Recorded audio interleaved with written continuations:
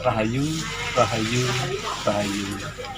Pada sore hari ini di malam Selasa Kliwon, kami beserta rombongan dari Nuswantoro ziarah religi ke makam Kanjeng Sunan Kalijogo, di mana beliau kita percaya seorang yang mumpuni dalam bidang ilmu religius maupun bidang spiritual kejawen.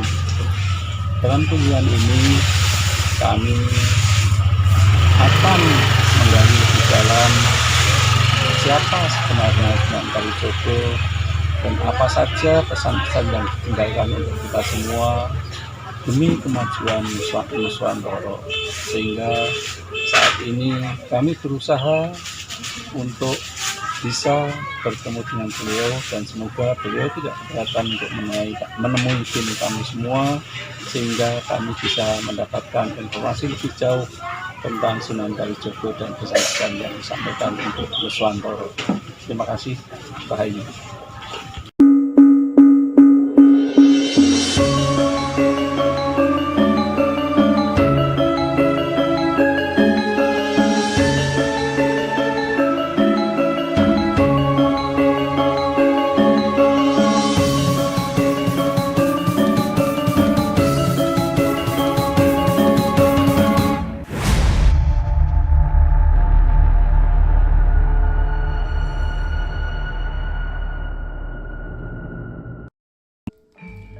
Salam Rahayu Romo Sabdo. Rahayu, Rahayu, Rahayu. Pada beberapa waktu yang lalu, Romo Sabdo menyempatkan berziarah ke makam Eyang Sunan Kalijogo. Bagaimana Romo? Barangkali ada yang hendak Romo sampaikan sebagai oleh-oleh ziarah tersebut. Sebetulnya saya ada panggilan untuk mengunjungi itu tidak hanya ke Sunan Kalijogo. Saya sebetulnya ada panggilan setelah saya sampaikan tentang 2024 itu ada beberapa panggilan untuk mengunjungi atau ziarah ke tempat makam ataupun petilasan tertentu. Jadi petilasan yang saya kunjungi saat ini adalah ada 3 tempat. Satu, menurut kepercayaan Jawa, asal mula Jawa adalah dari Aji Soko. Saya mengunjungi ke bekas petilasan Aji Soko di Merapen, Purwodadi. Juga saya mengunjungi bekas petilasan Sunan Kalijogo sebagai pimpinan terjadinya Mataram Islam atau Islam di Jawa ini, yaitu Sunan Kalijogo.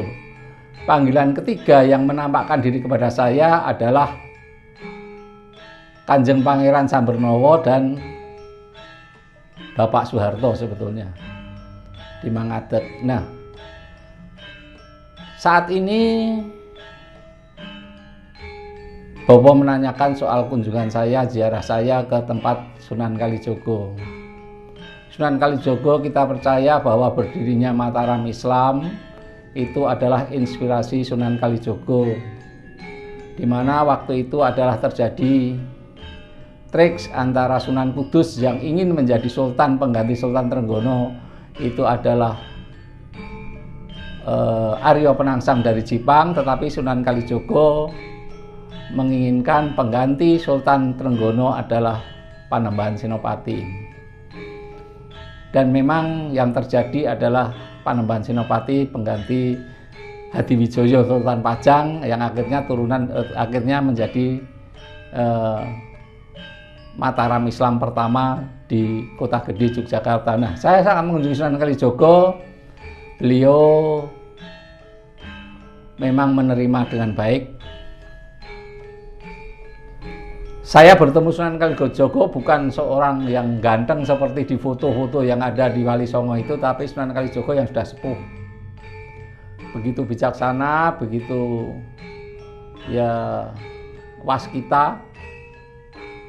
Dia menyampaikan kepada kami saat itu, saat kontak batin, dia hadir dan menyampaikan bahwasannya memang untuk tahun ke depan Indonesia kalau mau mencapai keluhuran, keselamatan, dan keagungan, memang seperti yang pernah saya sampaikan sebelumnya, bagaimana Wahyu dan Pulung itu terjadi.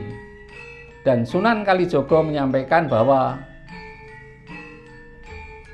terjadinya itu harus diikuti suatu keselarasan antara mereka-mereka yang akan menjagokan diri di 2024. Jadi tidak mencari kuasa, tetapi mereka harus memusyawarahkan siapa yang memang sebaiknya untuk menjadi presiden di 2024. Jadi di dalam kunjungan saya ke Sunan Kalijogo memang saya pertama pun agak kaget saat berziarah.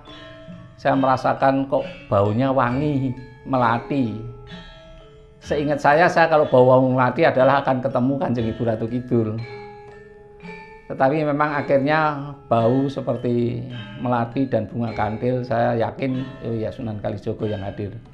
Tapi apakah memang waktu itu Ibu Ratu juga hadir, saya kurang begitu memahami. Tapi karena saya tidak kontak batin sama Ibu Ratu, tetapi bahwa itu yang alami, sehingga apa yang saya kontak batin betul-betul saya yakin bahwa ini adalah suara Sunan Kalijogo. Kalau menurut Romo, kira-kira kenapa Eyang Sunan Kalijogo memberikan pesan yang demikian dan bagaimana kita harus memaknainya? Ya, seperti saya sampaikan tadi, Sunan Kalijogo berpesan kepada para kandidat presiden atau siapa yang akan menjadi pemimpin pemerintahan di 2024 dan selanjutnya, yaitu harus melakukan musyawarah perdamaian di antara mereka, menjadikan NKRI ini suatu negara yang memang besar dan termasyhur, yaitu mereka harus bisa tidak mencari kekuasaan, tetapi mereka harus memenuhi panggilan siapa yang memang layak untuk menjadi presiden di 2024. Bukan saling beradu dan kontes mencari kekuasaan, tetapi mereka harus saling bermusyawarah di antara mereka. Yang sekarang itu hasil survei 10 besar itu mereka lah Indonesia di tangan 10 orang itu saja. Kalau mereka berkenan untuk musyawarah dan saling mendukung, maka akan terjadilah Indonesia yang diciptakan adil, makmur, dan menjadi negara besar di dunia ini. Tadi Romo ngendiko bahwa tidak hanya berziarah ke makam Eyang Sunan Kalijogo, tetapi beberapa tempat ziarah yang lain. Bagaimana Romo kontak batin yang diperoleh di tempat-tempat ziarah lainnya? Ya, saya memang mengunjungi karena memang ada penampakan, setelah saya meditasi ada penampakan wajah-wajah beliau di muka saya, termasuk orang yang sebetulnya awalnya tidak saya kenal itu menampakkan diri saat saya mengunjungi dan meditasi di tempat Sunan Kalijogo, yaitu Syekh Jangkung.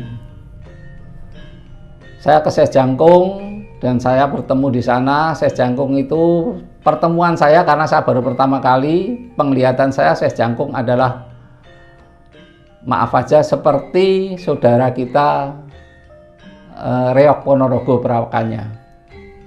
Nah, Syekh Jangkung ini saya bertemu di sana juga, dia minta supaya nek kowe arep njaluk kanuragan nginep nang kene sewengi. Tapi karena saya bersama teman yang pagi-pagi harus pulang ke Jakarta, sehingga saya bilang tidak bisa, saya harus pulang. Sehingga waktu itu saya pulang, selesai dari situ pintu mobil semua sudah ditutup. Apa yang terjadi di tengah jalan, pintu bagasi itu bisa buka sendiri, padahal sudah ditutup rapat, itu bisa buka sendiri. Saya pun kaget dan ya disitulah saya menerima bahwa Syekh Jangkung sebetulnya pengen sekali saya menginap di sana, tapi kami ya minta maaf dan kami melanjutkan perjalanan dan tidak ada lalu melintang, dikawal Syekh Jangkung dengan cepat sekali sampai ke Jogja. Juga kami mengunjungi menurut kepercayaan Jawa, Aji Saka itu kerajaannya adalah di Purwodadi, di Merapen. Saya di Merapen suruh bawa keris, kebetulan saya diberi oleh seseorang keris yang belum ada apa-apanya, masih kosongan dan memang keris itu tidak berbentuk gitu. Saya suruh membawa keris seadanya sehingga saya memang mempunyai keris yang belum ada warangka, belum ada pegangannya, sehingga semua saya bawa ke sana dan suruh memasukkan di api abadi di Merapen itu. Di sana memang saya bertemu dengan Eyang Aji Saka. Eyang Aji Saka memang perawaannya beda dengan perawaan kita. Dia tidak terlalu tinggi, badannya ya sedang. Itu Eyang Aji Saka. Di situ juga ada petilasan batu bulat yang katanya punyanya Sunan Kalijogo, yang biasa bisa ngangkat itu keperluannya akan berhasil. Saya masuk di bilik itu sama juru kunci, dan ternyata batu yang sebesar kepala sapi itu memang saya angkat sangat ringan sekali. Terus saya angkat pakai dari ujung jari, naik sekali itu. Itu memang ya, itu memang panggilan yang ada dari Eyang Aji Saka di situ. Sehingga saya merasa yakin bahwa oh ini memang memanggil saya. Saya juga karena sudah sampai Purwodadi, saya juga mengunjungi leluhur Ki Ageng Selo, di mana Ki Ageng Selo menurunkan trah, akhirnya trah Panembahan Senopati dan trah Raja Mataram itu.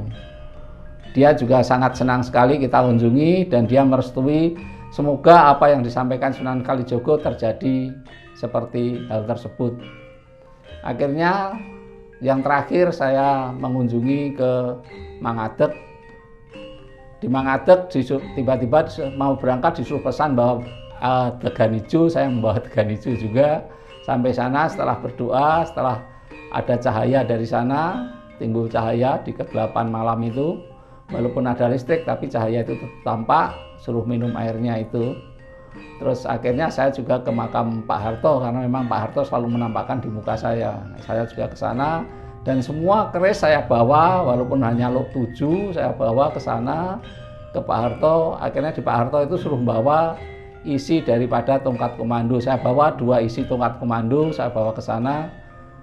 Saya bawa ke sana, saya doa semalam suntuk, menginap saya di sana semalam suntuk di makam Pak Harto. Dan akhirnya ya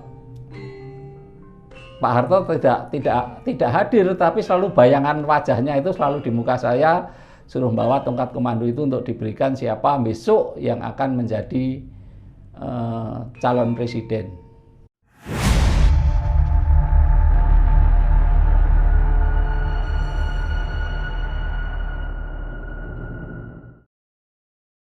Terima kasih Anda berkenan subscribe untuk membantu mengembangkan channel ini.